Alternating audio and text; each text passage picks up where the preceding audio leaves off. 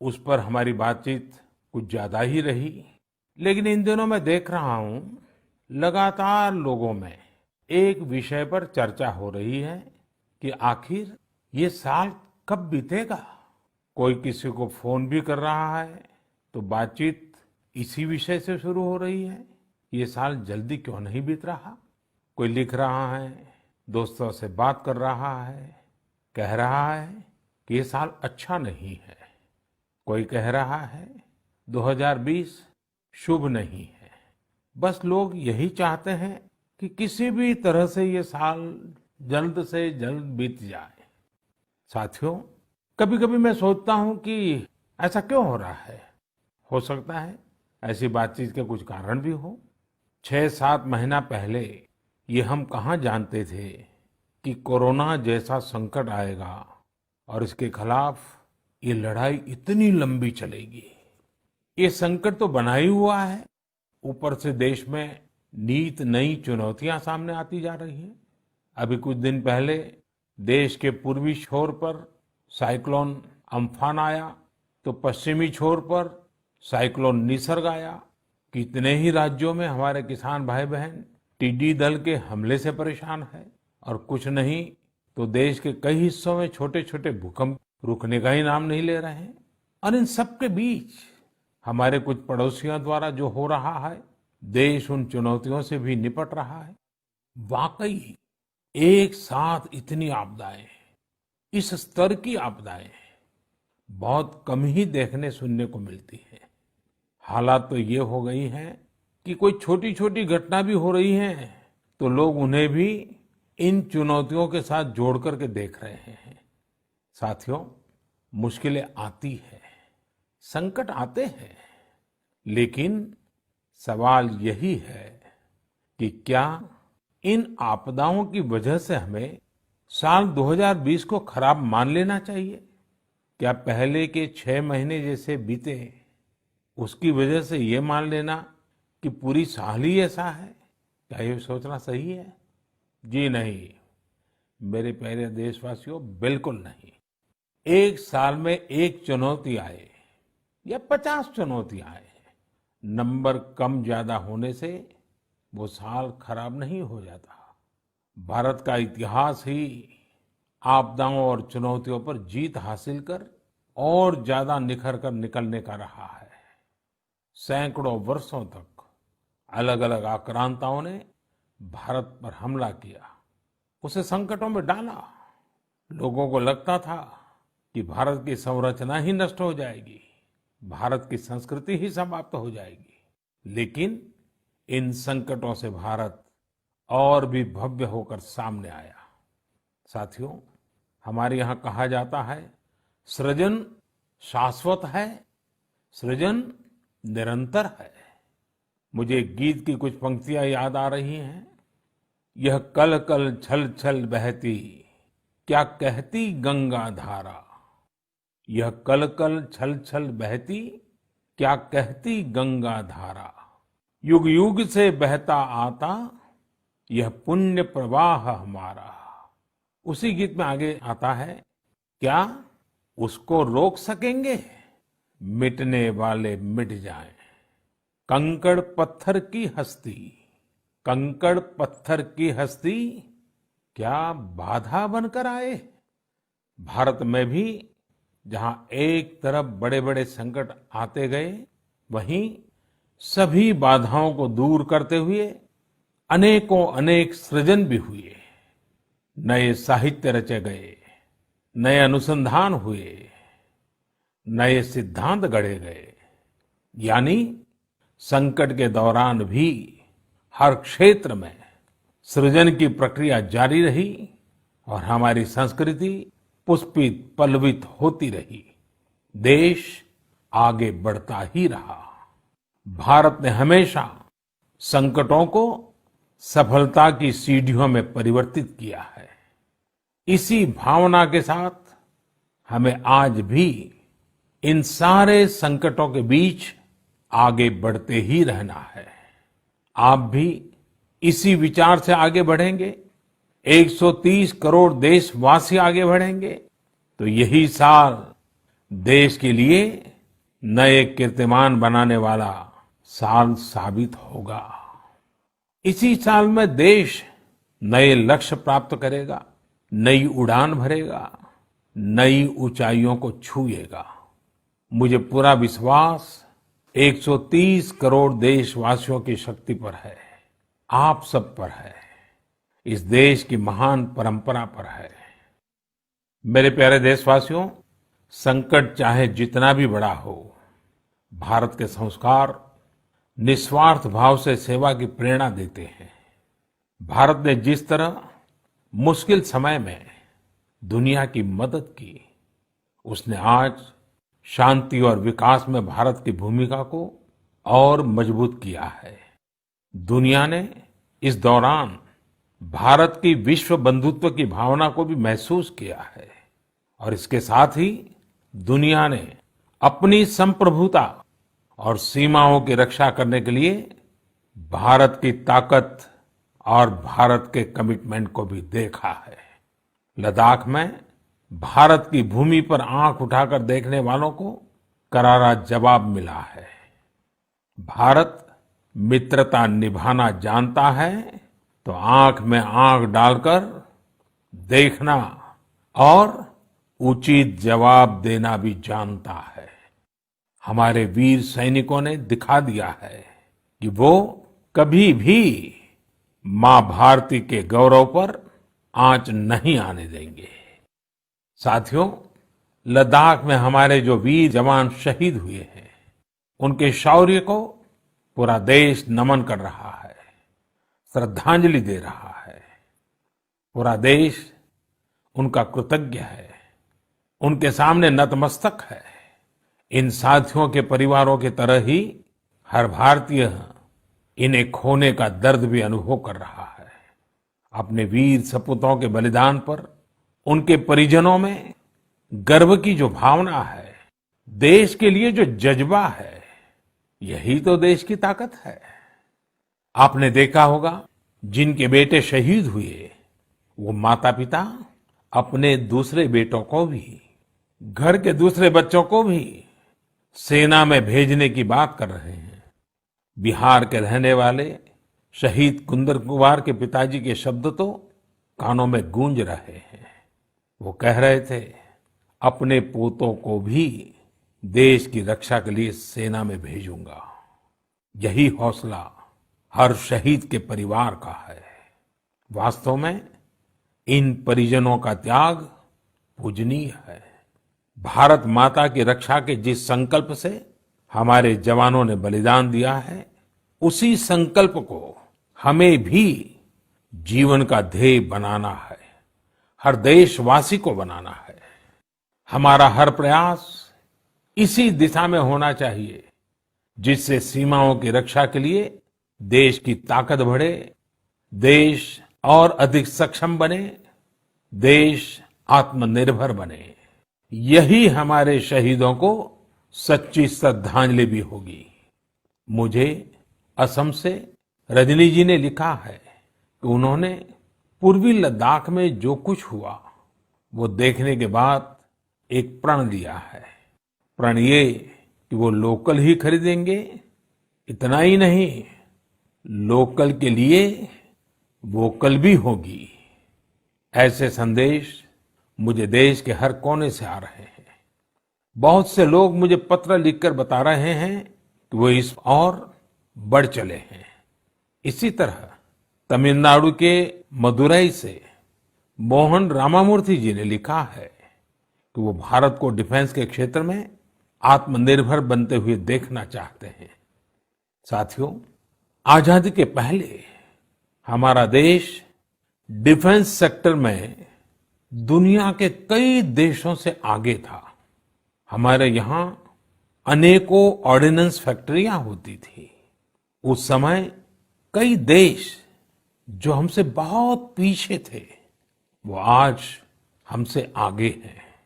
आजादी के बाद डिफेंस सेक्टर में हमें जो प्रयास करने चाहिए थे, हमें अपने पुराने अनुभवों का जो लाभ उठाना चाहिए था, हम उसका लाभ नहीं उठा पाए। लेकिन आज डिफेंस सेक्टर में, टेक्नोलॉजी के क्षेत्र में भारत आगे बढ़ने का निरंतर प्रयास कर रहा है।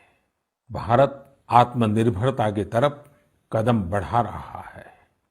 साथियों, कोई भी मिशन पीपल्स पार्टिसिपेशन, जन भागीदारी के बिना पूरा नहीं हो सकता, सफल नहीं हो सकता। इसलिए आत्मनिर्भर भारत की दिशा में एक नागरिक के तौर पर हम सबका संकल्प, समर्पण और सहयोग बहुत जरूरी है, अनिवार्य है। आप लोकल खरीदेंगे, लोकल के लिए वोकल होंगे, तो समझिए आप देश को मजबूत करने में अपनी भूमिका निभा रहे हैं। ये भी एक तरह से देश की सेवा ही है। आप किसी भी प्रोफेशन में हो, हर एक जगह देश सेवा का बहुत स्कोप होता ही है। देश की आवश्यकता को समझते हुए जो भी कार्य करते हैं वो देश की सेवा ही होती है। आपकी यही सेवा देश को कहीं न कहीं मजबूत भी करती है। और हमें ये भी याद रखना है, हमारा देश जितना मजबूत होगा, दुनिया में शांति की संभावनाएं भी उतनी ही मजबूत होगी। हमारे यहाँ कहा जाता है, विद्या विवादाय धनम मदाय, विद्या विवादाय धनम मदाय, शक्ति ही परेशान परिपीडनाय, खलस्य साधो विपरीतम एतत्, ज्ञानाय दानाय च रक्षणाय। अर्थात अगर स्वभाव से दुष्ट है तो विद्या का प्रयोग व्यक्ति विवाद में, धन का प्रयोग घमंड में और ताकत का प्रयोग दूसरों को तकलीफ देने में करता है। लेकिन सज्जन की विद्या ज्ञान के लिए, धन मदद के लिए और ताकत रक्षा करने के लिए इस्तेमाल होती है। भारत ने अपनी ताकत हमेशा इसी भावना के साथ इस्तेमाल की है। भारत का संकल्प है भारत के स्वाभिमान और संप्रभुता की रक्षा। भारत का लक्ष्य है आत्मनिर्भर भारत। भारत की परंपरा है भरोसा, मित्रता। भारत का भाव है बंधुता। हम इन्हीं आदर्शों के साथ आगे बढ़ते रहेंगे।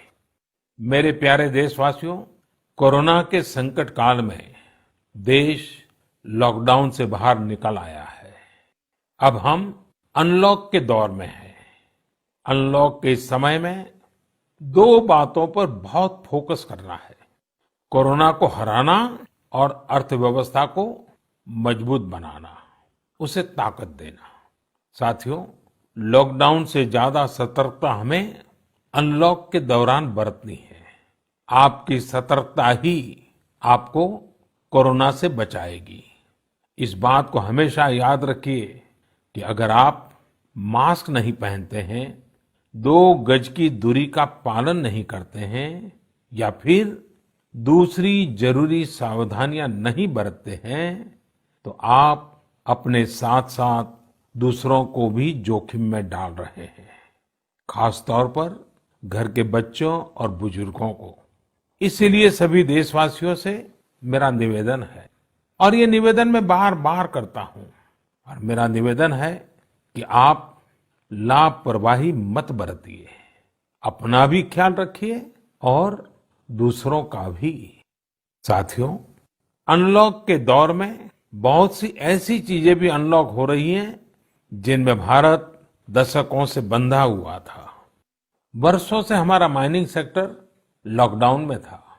कॉमर्शियल ऑक्शन को मंजूरी देने के एक निर्णय ने स्थिति को पूरी तरह से बदल दिया है।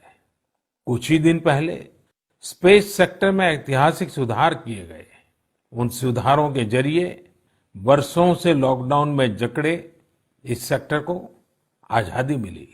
इससे आत्मनिर्भर भारत के अभियान को न केवल गति मिलेगी, बल्कि देश टेक्नोलॉजी में भी एडवांस बनेगा।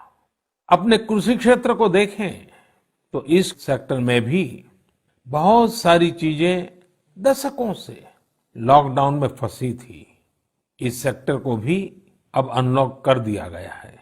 इससे जहां एक तरफ किसानों को अपनी फसल कहीं पर भी किसी को भी बेचने की आजादी मिली है, वहीं दूसरी तरफ उन्हें अधिक ऋण मिलना भी सुनिश्चित हुआ है।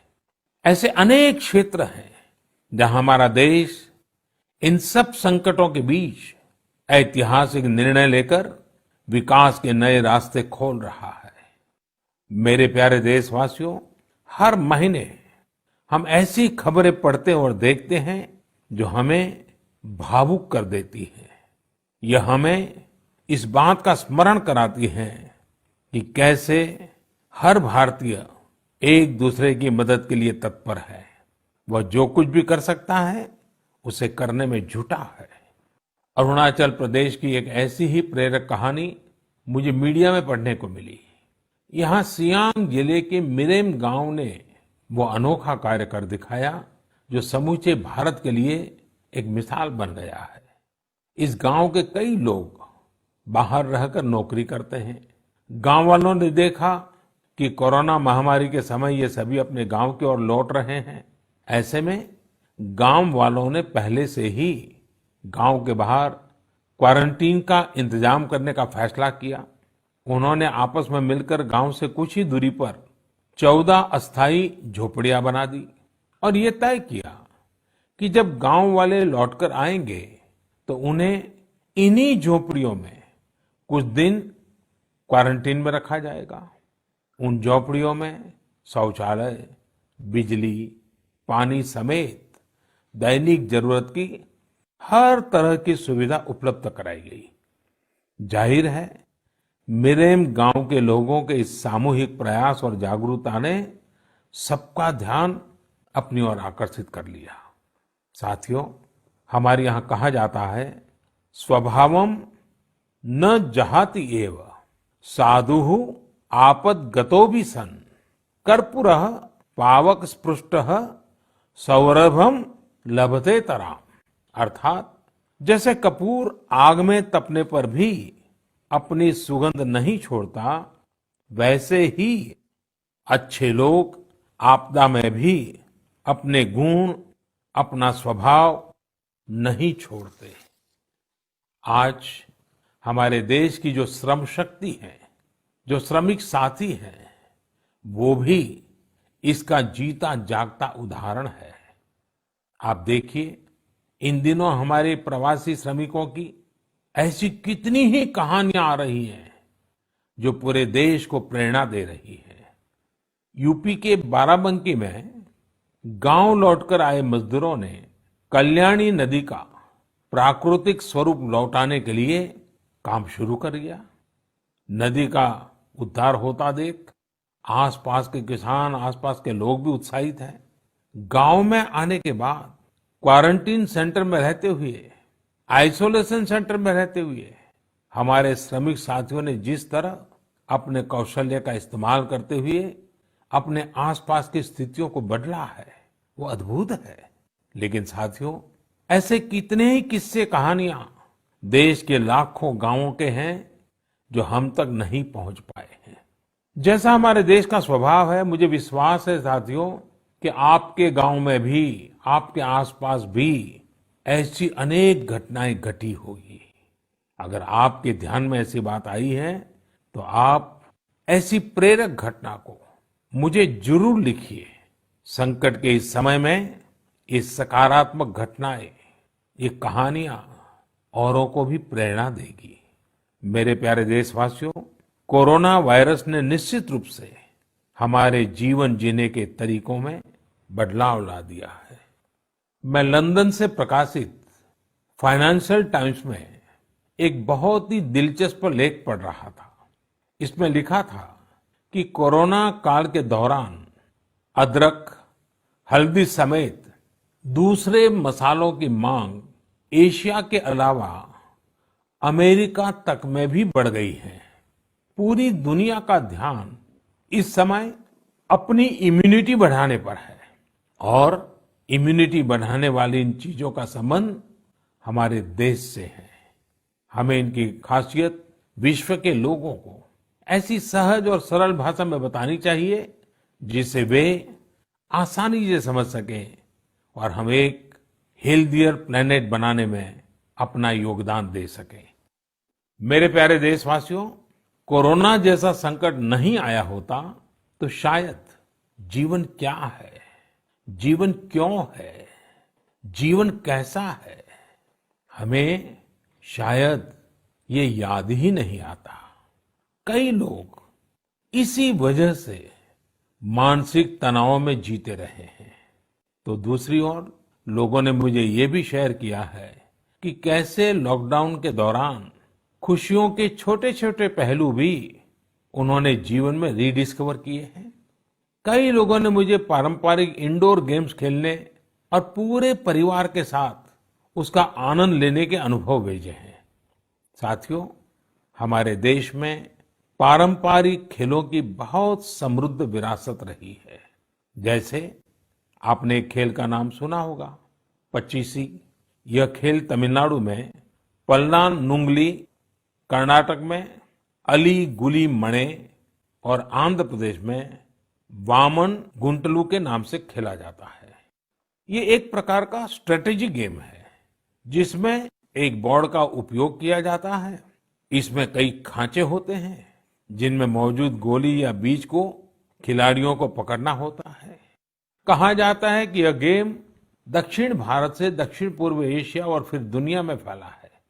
साथियों, आज हर बच्चा सांप सीढ़ी के खेल के बारे में जानता है, लेकिन क्या आपको पता है कि यह भी एक भारतीय पारंपरिक गेम का ही रूप है जिसे मोक्ष पाटम या परम पदम कहा जाता है।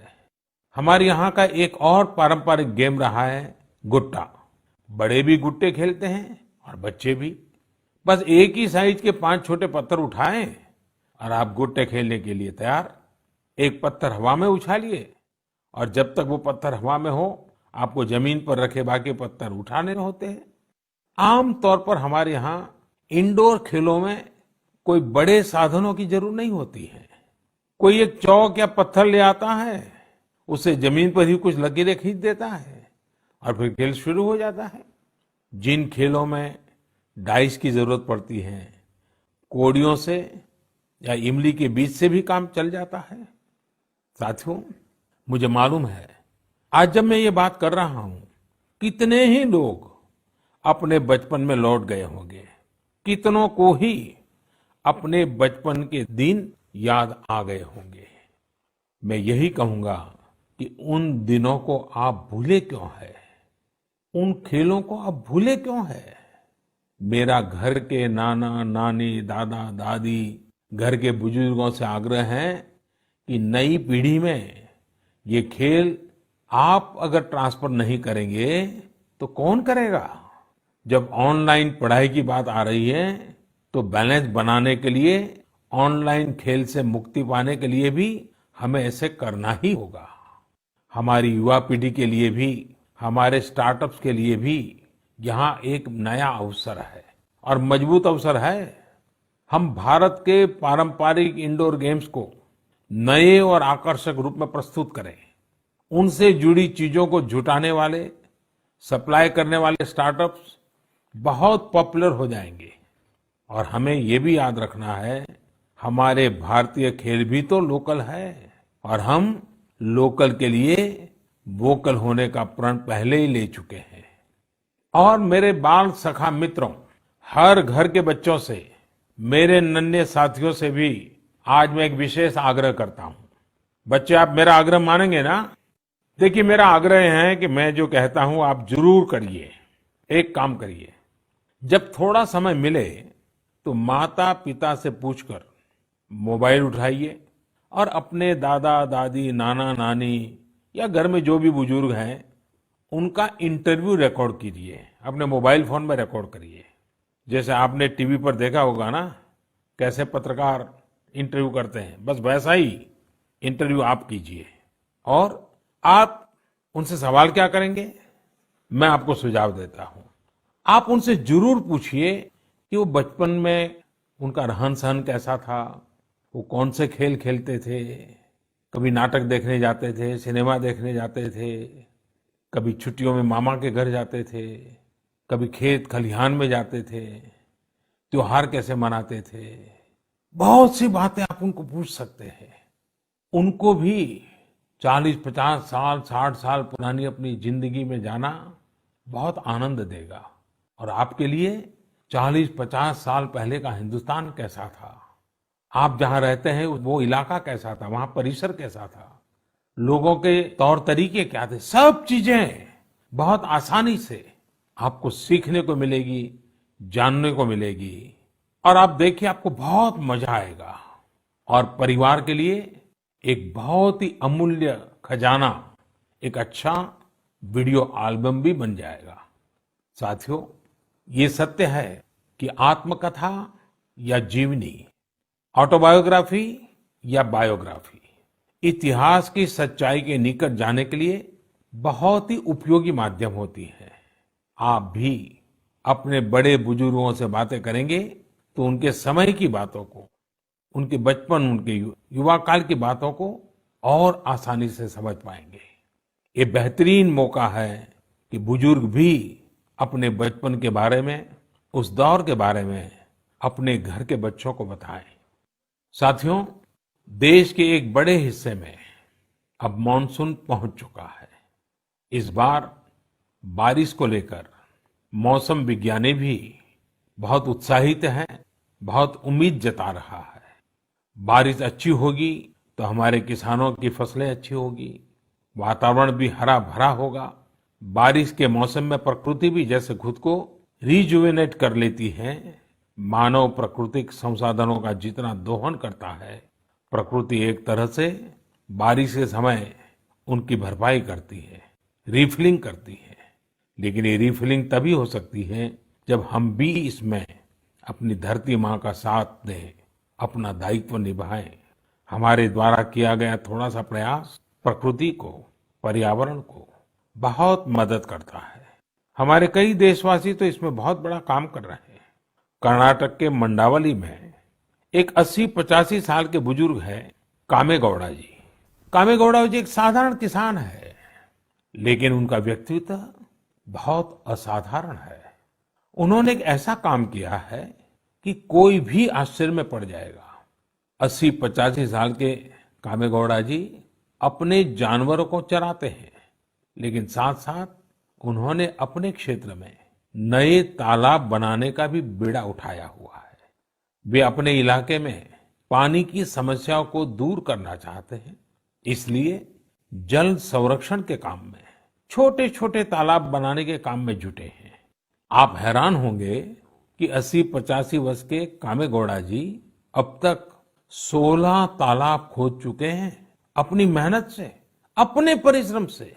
हो सकता है कि जो तालाब उन्होंने बनाए वो बहुत बड़े न हो, लेकिन उनका ये प्रयास बहुत बड़ा है। आज पूरे इलाके को इन तालाबों से एक नया जीवन मिला है। साथियों, गुजरात के वडोदरा का भी एक उदाहरण बहुत प्रेरक है। यहाँ जिला प्रशासन और स्थानीय लोगों ने मिलकर एक दिलचस्प मुहिम चलाई। इस मुहिम की वजह से आज वडोदरा में 1000 स्कूलों में रेन वाटर हार्वेस्टिंग होने लगी है। एक अनुमान है कि इस वजह से हर साल औसतन करीब 10 करोड़ लीटर पानी बेकार बह जाने से बचाया जा रहा है। साथियों, इस बरसात में प्रकृति की रक्षा के लिए, पर्यावरण की रक्षा के लिए हमें भी कुछ इसी तरह सोचने की, कुछ करने की पहल करनी चाहिए। जैसे कई स्थानों पर गणेश चतुर्थी को लेकर तैयारियां शुरू होने जा रही होगी। क्या इस बार हम प्रयास कर सकते हैं कि इको फ्रेंडली गणेश जी की प्रतिमाएं बनाएंगे और उन्हीं का पूजन करेंगे? क्या हम ऐसी प्रतिमाओं के पूजन से बच सकते हैं जो नदी तालाबों में विसर्जित किए जाने के बाद जल के लिए, जल में रहने वाले जीव जंतुओं के लिए संकट बन जाती है? मुझे विश्वास है आप ऐसा जरूर करेंगे। और इन सब बातों के बीच हमें ये भी ध्यान रखना है कि मॉनसून के सीजन में कई बीमारियां भी आती हैं। कोरोना काल में हमें इनसे भी बचकर रहना है। आयुर्वेदिक औषधियाँ, काढ़ा